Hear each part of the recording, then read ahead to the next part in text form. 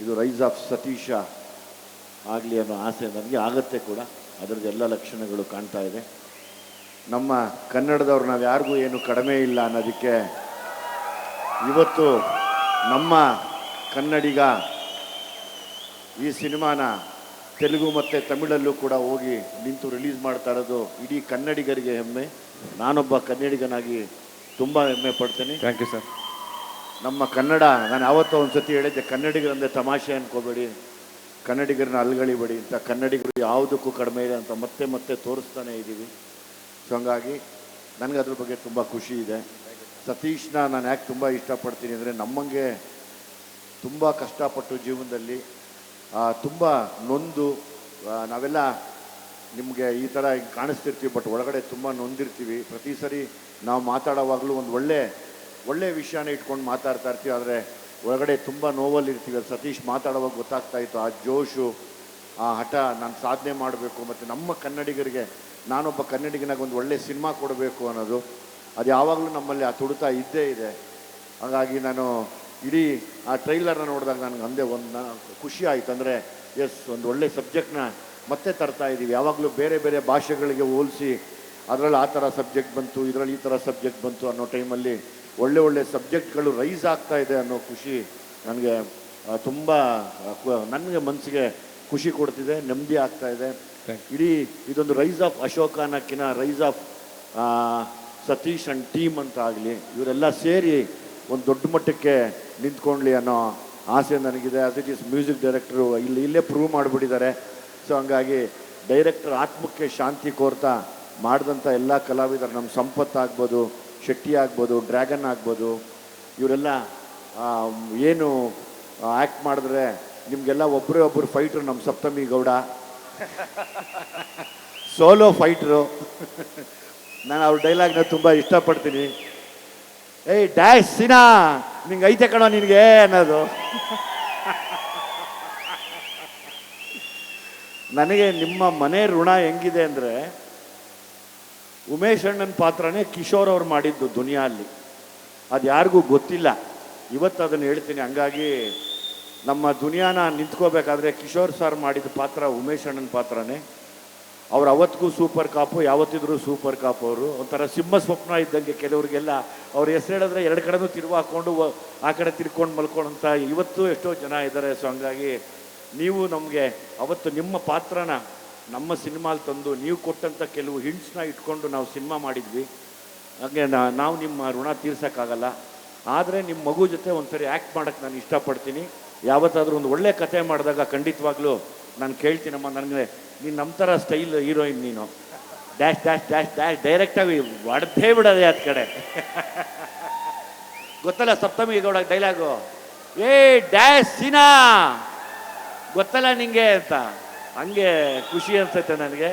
So ಹಂಗಾಗಿ definitely ನಾನೊಂದು ಒಟ್ಟಿಗೆ ಆ್ಯಕ್ಟ್ ಮಾಡೋಣ ಕಣಮ್ಮ, ನನಗೆ ತುಂಬ ಗೌರವ ಇದೆ. ಆಮೇಲೆ ಇನ್ನೊಂದು ಆ್ಯಕ್ಚುಲಿ ಇವರ ಲೇಡಿ ರ್ಯಾಂಬೋ ಇವಾಗ ಇಂಡಸ್ಟ್ರಿಯಲ್ಲಿ, ಅಂದರೆ ಫಿಟ್ನೆಸ್ಸಲ್ಲಿ ನಾನೆಲ್ಲ ನೋಡ್ತಿರ್ತೀನಿ. ಲೈಕ್ ನೀನು ಡೆಡಿಕೇಶನ್ನು ಅಥವಾ ನೀನು ಸೀರಿಯಸ್ನೆಸ್ ಎಲ್ಲ ನೋಡಿ ನನಗೆ ತುಂಬ ಖುಷಿ ಅನಿಸುತ್ತೆ.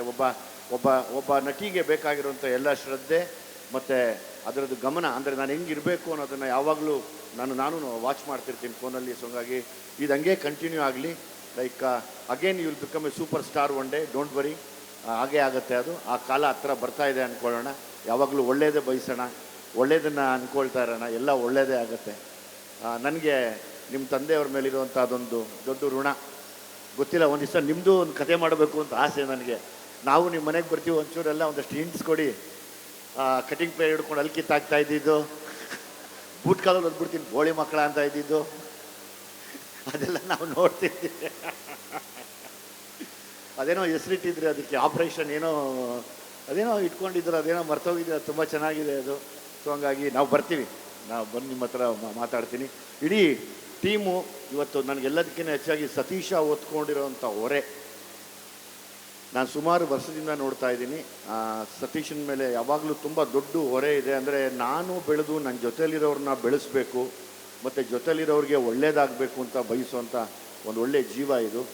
ಹಂಗಾಗಿ ನಾನು ಸದಾ ಒಳ್ಳೇದು ಬಯಸಿ ಈ ಸಿನಿಮಾ ದೊಡ್ಡ ಹಿಟ್ ಆಗಲಿ ಅಂತ ಹೇಳಿ ನಾನು ಜೊತೆಲಿರ್ತೀನಿ. ಇವತ್ತು ಇನ್ನೊಂದು ಅಂದರೆ ಎಲ್ಲರೂ ಹೀರೋಗಳೇ ಇದ್ದೀರಾ ಇಲ್ಲಿ, ಶೆಟ್ಟಿಯಿಂದ ಹಿಡಿದು ಎಲ್ಲರೂ ಹೀರೋ ಇದ್ದೀರಾ.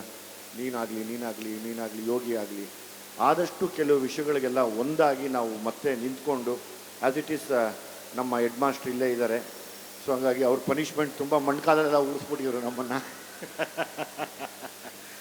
ಅವ್ರದ್ದೆಲ್ಲ ಕೇಳಿ ಇನ್ನೂ ಹಿರಿಯರಿದ್ದಾರೆ. ಒಂದಾಗಿ ನಿಂತ್ಕೊಂಡು ಯಾವಾಗಲೂ ಯಾವುದೇ ಸಿನಿಮಾ ಮಾಡಲಿ ಎಲ್ಲರೂ ದಯಮಾಡಿ ಬನ್ನಿ, ಎಲ್ಲರೂ ವಿಶ್ ಮಾಡಿ. ನಾನು ಬರಬಾರ್ದು, ನಾನು ಹೋಗಬಾರ್ದು ಅಂತ ಯಾವತ್ತೂ ಮಾಡಬೇಡಿ. ನಮ್ಮಲ್ಲಿ ಇಲ್ಲದೆ ಇದ್ದಾಗಲೇ ಇನ್ನೊಬ್ಬರು ಬಂದು ನಮ್ಮ ಜೊತೆ ಆಟ ಆಡೋಕ್ಕೆ ಶುರು ಮಾಡೋದು. ಎಲ್ಲದಕ್ಕಿಂತ ಮೀರಿ ನಾವು ಸಿನಿಮಾದವರು, ನಮ್ಮ ಜೊತೆ ಮಾಧ್ಯಮದವರು ಯಾವಾಗಲೂ ಸದಾ ಜೊತೆಲಿದ್ದು ಈ ಸಿನಿಮಾಗಳು ಗೆಲ್ಲಬೇಕು ಅಂತ ಅವ್ರು ಪರ್ಸ್ನಲ್ಲಾಗಿ ತಗೋತಾರೆ. ಎಲ್ಲೋ ಬರೀತಾ ಒಂದು 2 ಲೈನ್ ಎಕ್ಸ್ಟ್ರಾ ಬರೋದು ಸಿನಿಮಾಗೆ ಒಳ್ಳೇದು ನುಡಿತಾರೆ. ಹಂಗಾಗಿ ನಾನು ನಿಮಗೆ ಯಾವಾಗಲೂ ಚಿರಋಣಿ ಆಗಿರ್ತೀನಿ. ನಾವು ಸಿನಿಮಾದವ್ರನ್ನ ಮೀರಿ ನಮಗೆ ಪ್ರೊಡ್ಯೂಸರ್ ಅಂತ ಒಬ್ಬರು ಅನ್ನ ಕೊಟ್ಟರೆ ನಮಗೆ ಹೊಟ್ಟೆ ತುಂಬ ಜಾಸ್ತಿ ಊಟ ಹಾಕೋರು ನೀವುಗಳು. ಇಲ್ಲೆಲ್ಲ ಯಾರು ನಿಂತಿದ್ದೀರಾ ಇಷ್ಟೂ ಜನ. ಹಾಗಾಗಿ ನೀವೆಲ್ಲ ಸಾಕಿ ಸಲಹಿದಕ್ಕೆ ನಾವು ಇಷ್ಟು ದೊಡ್ಡ ಮಟ್ಟಕ್ಕೆ ಬಂದಿದ್ದೀವಿ. ನಾವು ಸದಾ ಒಂದೇ ಕೇಳೋದು, ದೇವ್ರನ್ನ ಕೇಳ್ತೀವೋ ಇಲ್ವೋ, ಆದರೆ ನಿಮ್ಗಳನ್ನ ಯಾವಾಗಲೂ ಕೇಳ್ಕೊತೀವಿ. ಕನ್ನಡದ ಸಿನಿಮಾದ ಮೇಲೆ, ಕನ್ನಡಿಗರ ಮೇಲೆ ಯಾವಾಗಲೂ ನಿಮ್ಮ ಆಶೀರ್ವಾದ ಇರಲಿ. ಬನ್ನಿ, ಇವರೆಲ್ಲ ತುಂಬ ಜವಾಬ್ದಾರಿಯಿಂದ ಸಿನಿಮಾ ಮಾಡಿರ್ತಾರೆ.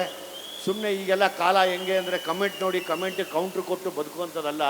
ನೀವು ನೋಡಿ ಆಮೇಲೆ ಇನ್ನೊಬ್ರಿಗೆ ತಿಳಿಸಿ. ಇದು ಯಾವಾಗಲೂ ನಾವು ಮಾಡಬೇಕಾಗಿರೋದು, ಇದು ನಾವು ಕನ್ನಡಿಗರು ಮಾಡಬೇಕಾಗಿರೋದು. ನಿಜವಾದ ಕನ್ನಡಿಗ ಮಾಡುವಂಥ ಕೆಲಸನ ನಾವೆಲ್ಲರೂ ಮಾಡೋಣ. ಎಲ್ರಿಗೂ ಒಳ್ಳೇದಾಗಲಿ. Thank you very much. Thank you sir. Thank you sir. Thank you so much. ಧನ್ಯವಾದ ಸರ್. ಎಸ್, ಹೇಗೂ ಡೈಲಾಗ್ ಎಲ್ಲರೂ ಕೇಳ್ತಿದ್ದಾರೆ. ಇಲ್ಲ, ನನ್ನ ಡೈಲಾಗ್ ಹೇಳ್ಬೇಕು ಸರ್ ನೀವು. ನಾನು ಬದುಕಿರೋವರೆಗೂ ನಾನು ಬೆನ್ನ. ಟ್ರೈಲರ್ ಅಲ್ಲಿ ಹೇಗೋ ಒಂದು ಮಾಸ್ ಡೈಲಾಗ್ ಇದೆ, ಅದನ್ನ ನಮ್ಮ ದುನಿಯಾ ವಿಜಯ್ ಸರ್ ಅವರ ಮಾಸ್ ಸ್ಟೈಲಲ್ಲೇ ಹೇಳಬೇಕು ಅನ್ನೋದು ನಮ್ಮ ಆಸೆ.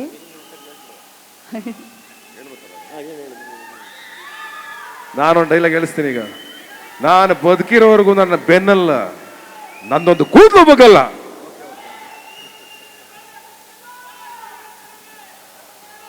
ನಾನು ಬದುಕಿರೋವರೆಗೂ ನನ್ನ ಬೆನ್ನಲ್ಲ, ನಂದೊಂದು ರೋಮನೂ ಬಗ್ಗಲ್ಲ.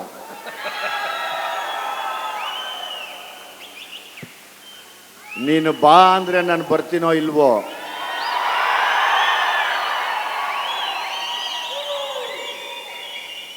ಹೆಂಗೆ ಬರ್ತೀಯ ಅಂದರೆ ಮಾತ್ರ ನಿಮ್ಮ ಅಮ್ಮನಾಣೆಗೂ ಬಂದೇ ಬರ್ತೀನಿ. ನಿನ್ನಂಥ 1000 ದುಶ್ಮನ್ ಉಟ್ಕೊಂಡ್ರು ನನಗೆ ನೋವರಿ. ಯಾಕೆಂದ್ರೆ ನಾನು ಹುಟ್ಟಿದ್ದೆ ಜನವರಿ. Thank you. Love you.